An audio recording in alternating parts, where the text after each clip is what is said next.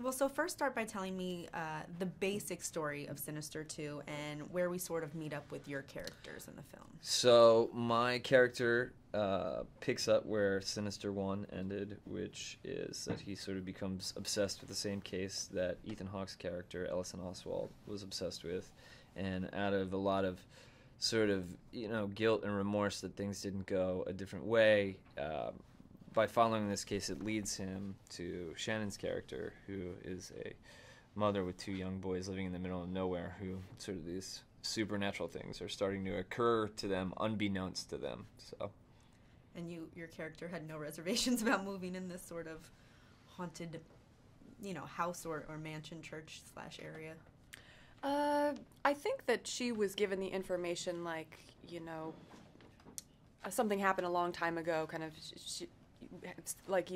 we all hear stories like that, like, oh, that Right. apartment building, there was something, they say it's haunted, but the real horror was going on in her real life, and the house is actually made quite cozy. The kitchen's kind of cozy, and so she made it a little home, a little temporary home. She's surviving, Yeah. But I understand what you're asking. And when the two of your characters meet, you sort of, have to end up trusting each other. What are you up against?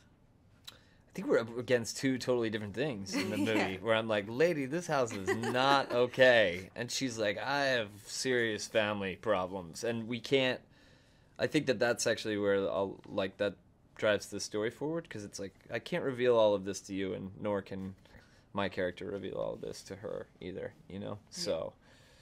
The meeting of your characters I thought was really funny, where you're just kind of yelling at him, and then he's like, this is not, I don't know what you're yelling at me for, but,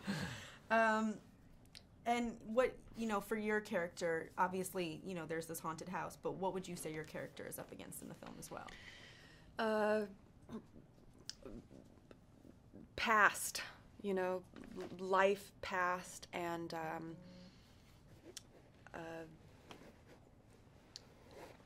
real life horrors. I'm trying to protect my kids from the real life horror of a very abusive father. So it's something that's really scary. Really scary. Your boys in the film, the Sloan twins, they are so the Sloan boys, they're so convincing as twins. What was it like working with them? Well, they are twins. They are twins. Twins, yeah. They're actually triplets. Yeah. They have a sister, too. Wow. Yeah. Didn't know that. And how was it working with them? Both of them, Dylan's character, he was so afraid, and then they seemed like they had such a good relationship at first, which then you sort of see the dynamic change. Yeah, the interesting thing about them is that it actually felt like, for me, it was a little opposite. Yeah, they were playing against how they actually really are in real life. Yeah. Yeah, Robert was pure evil. Yeah, he was just a little troublemaker. Yeah. No. Yeah. Yeah. I remember sometimes they had to have, because there's only a certain amount of hours that the kid actors can work, they had to have his brother stand in, because his brother, D'Artagnan, hadn't worked as much that day, or so he would stand in for certain scenes. And one time he stood in for a scene that was very emotional, and it was kind of like it was cosmic timing, really, because I felt that for him more naturally. Yeah. They were great. They were really they were good in the film.